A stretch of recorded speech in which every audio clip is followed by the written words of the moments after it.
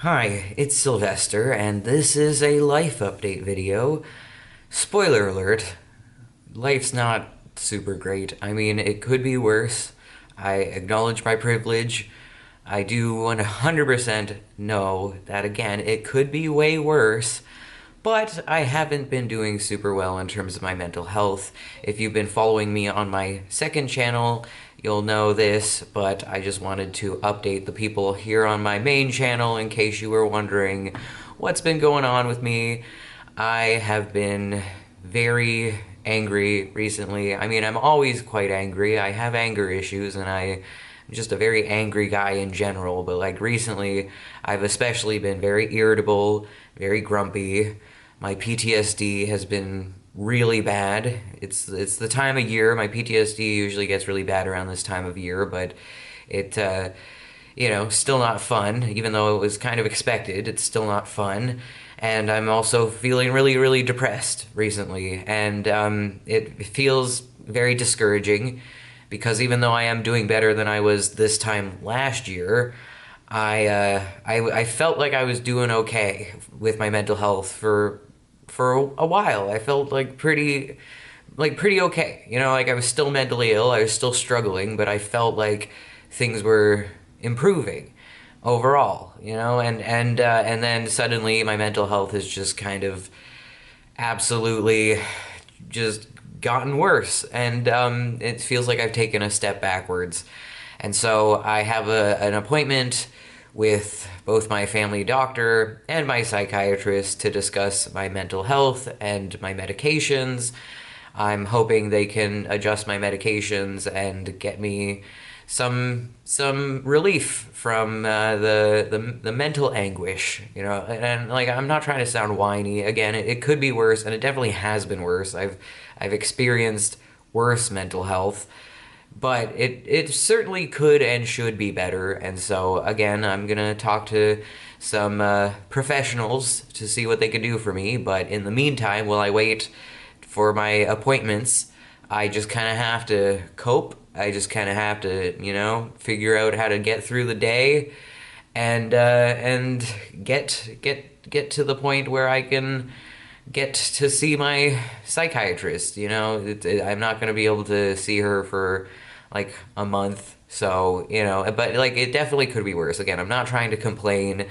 I know that there are people out there who have probably waited many, many months to see a psychiatrist. There are probably, much, much longer wait lists than 1 month. So, and I think it's less than a month. No, I think it's like about a month. I don't know.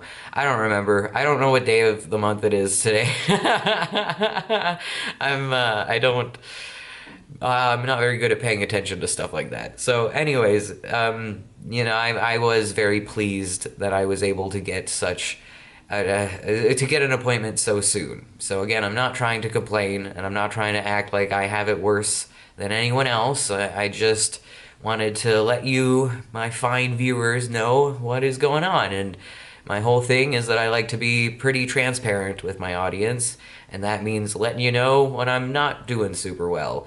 I mean, please don't do a wellness check on me or anything. Like again, I'm okay. I can get through the day. I'm fine.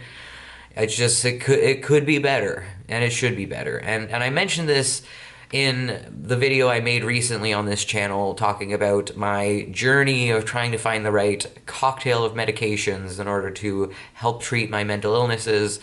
I was on medication last year that it took my anger away. It definitely made me not angry, which was a blessing, absolutely, because anger not fun, and it also kind of makes me a dick. When I'm angry, I'm kind of a dick. So I mean, I don't mean to be, but it's just, anger, it be like that. So I don't like being angry, and other people don't like it when I'm angry. And I'm trying to deal with my anger like by using coping strategies and anger management strategies. But my anger is like powerful. It's really powerful, and I do think I need medication to help it to help with that a little bit. The only thing is, I was on that medication last year, and it took away my anger, but it also made me really tired all the time. Like I could barely get through the day, and I was napping all the time, and I was very unproductive, and it made me kind of like a bit of a zombie. Like I wasn't angry, but I also didn't have any other emotions, including joy or happiness. It just kind of took away all of my ability to feel feelings, and it was so like I'm hoping when I see my psychiatrist that they're not going to put me on similar medications or like do that to me again, because that was not particularly fun. It was nice to not be angry. It really was, but it also sucked to not be able to feel joy and to not be able to feel anything and to just kind of be really, really, really ridiculously tired all the time. I'm already tired all the time. I'm a very tired, fatigued boy. Having mental illnesses takes a lot more energy than people who aren't mentally ill don't. Like, people who aren't mentally ill don't realize how much energy your brain uses on being mentally ill. Like I'm a very tired guy, and so I don't need any help with being tired. So again, I'm a little bit worried about having my medications adjusted because I don't want that to happen, but I just have to trust my psychiatrist. And if I get put on medication that does have negative side effects like that, then I'll just talk to my psychiatrist again and see if there's something else that she can do. And that's really all I can do at this moment, is just rely on my psychiatrist and hope that she knows what she's doing. So yeah, and it's worth mentioning, and again, I did mention this in my video where I was talking about my medication journey. When I was on those medications that made me really, really tired and zombie-like, it was my family doctor who was prescribing me those medications, not a psychiatrist, because I saw a psychiatrist last year, and then she immediately referred me back to my family doctor, and so I only ever saw this psychiatrist one time. She diagnosed me with a bunch of things, and then just gave me to my family doctor. And I love my family doctor. He's amazing, and I'm so grateful to, first of all, have a family doctor, because I didn't have a family doctor for years.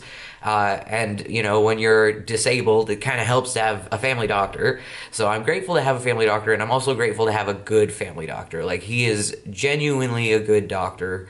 I like him a lot. He's a very, very, very good guy, but he's not a psychiatrist. And him and I had a real hell of a time last year trying to find the right medications and the right doses, and it took a lot of trial and error.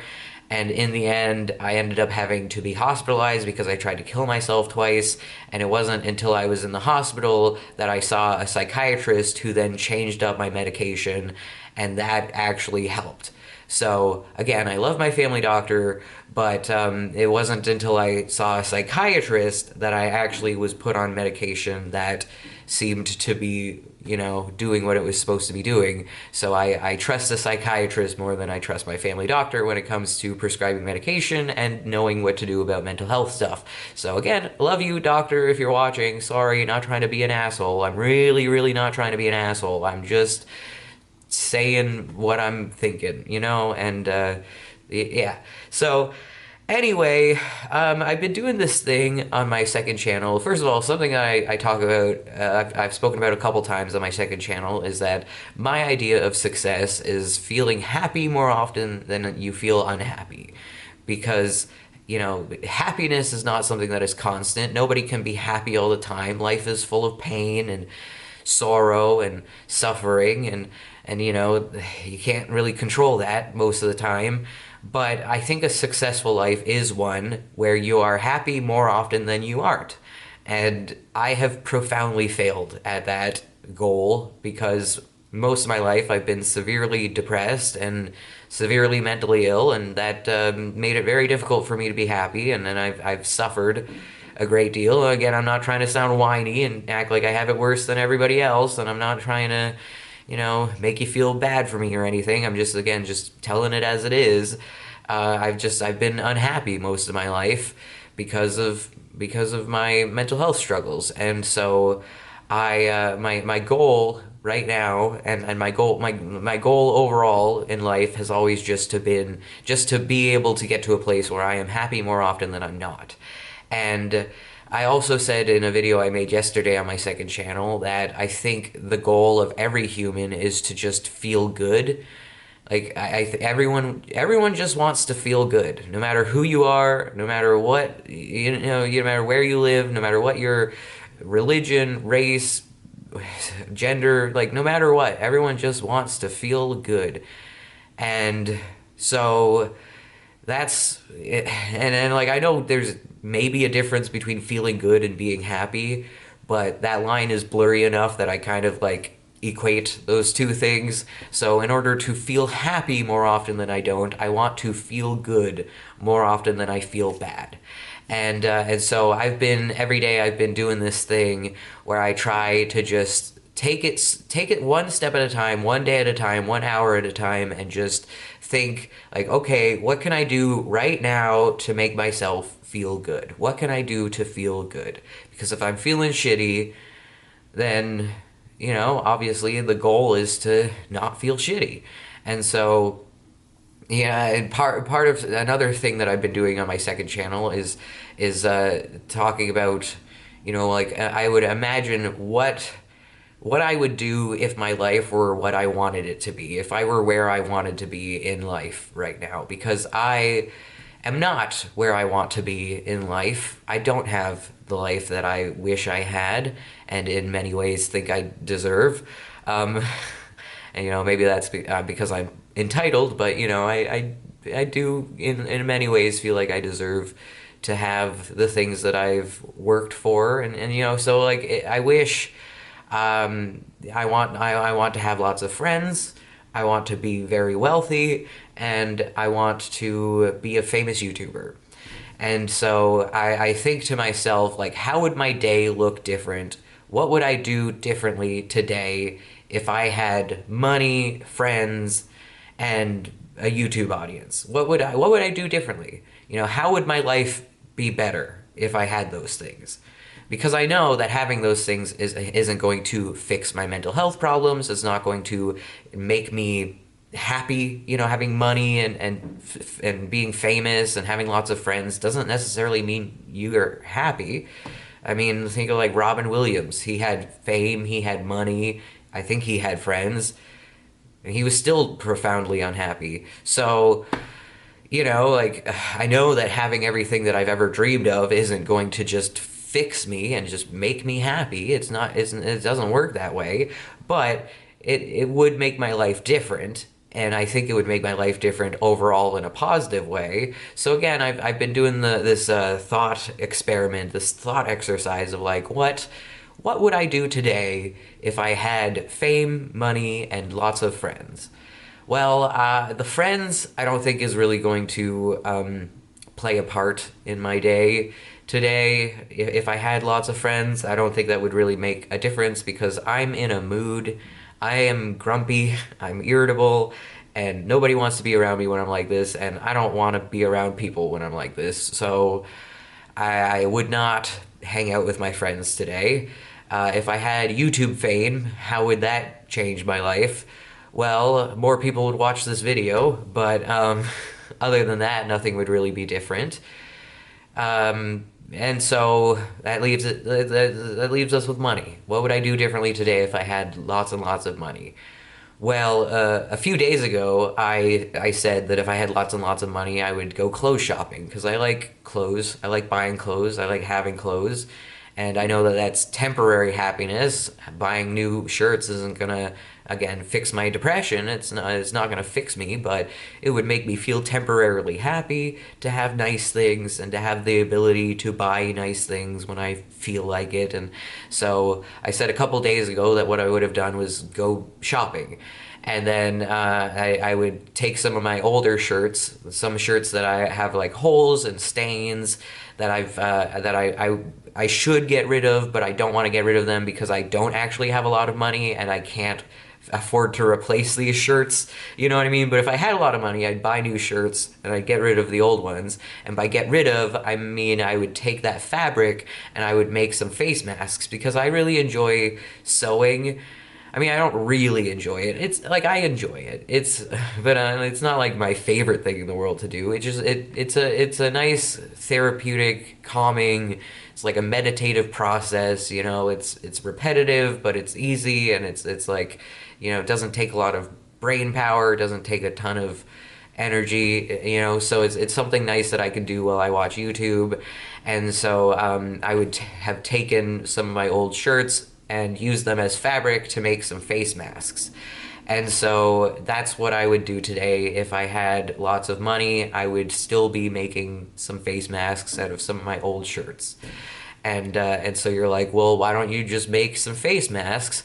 Well, I don't have fabric, and I'm not actually rich, so I don't have money to buy fabric. I'm in poverty. Money is very, very tight.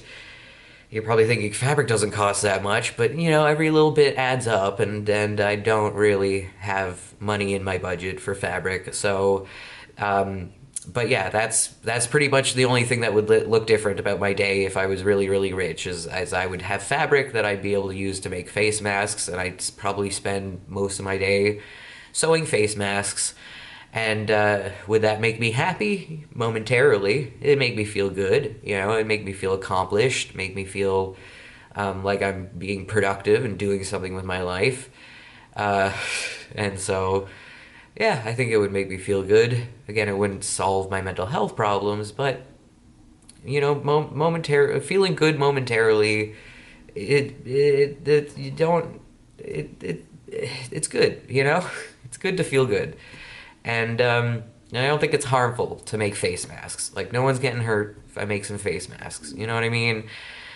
The only downside is I would have, like, maybe too many face masks. But, but like, wow, you know, what a terrible problem to have. I have too many face masks. You know what I mean? So again, no one's getting hurt.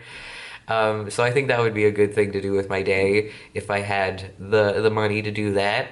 But since I don't have the money to buy fabric and to make face masks, what I am gonna do today is take it easy.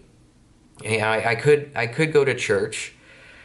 I don't want to, though. I'm not feeling particularly religious right now, and I like my minister and I like the people I go to church with, but today is just not a good mental health day, and I just don't think going to church is gonna make me feel good. I don't think it's gonna, I don't think it's gonna be productive. So I'm not gonna do it.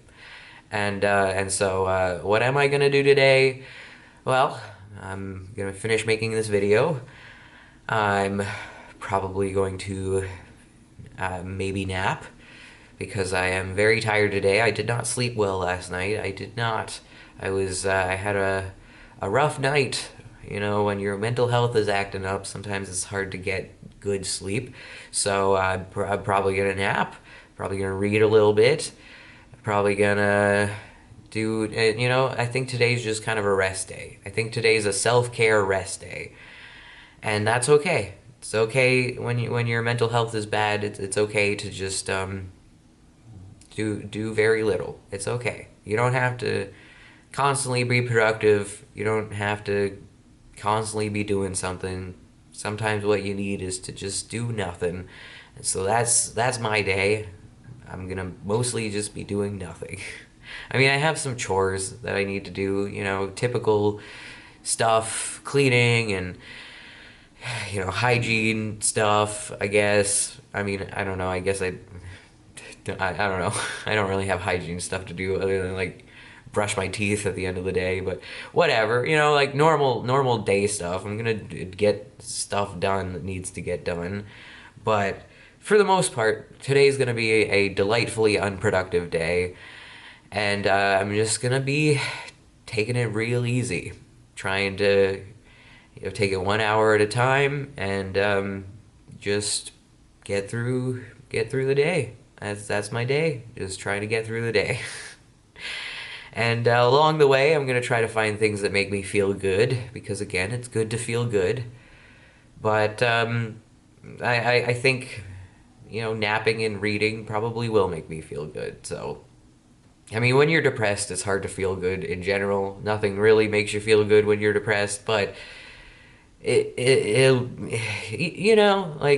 won't make me feel bad to read. It won't make me feel bad to nap. So, maybe that's a positive thing. Because even if you don't feel good, it's still good to not feel bad, right?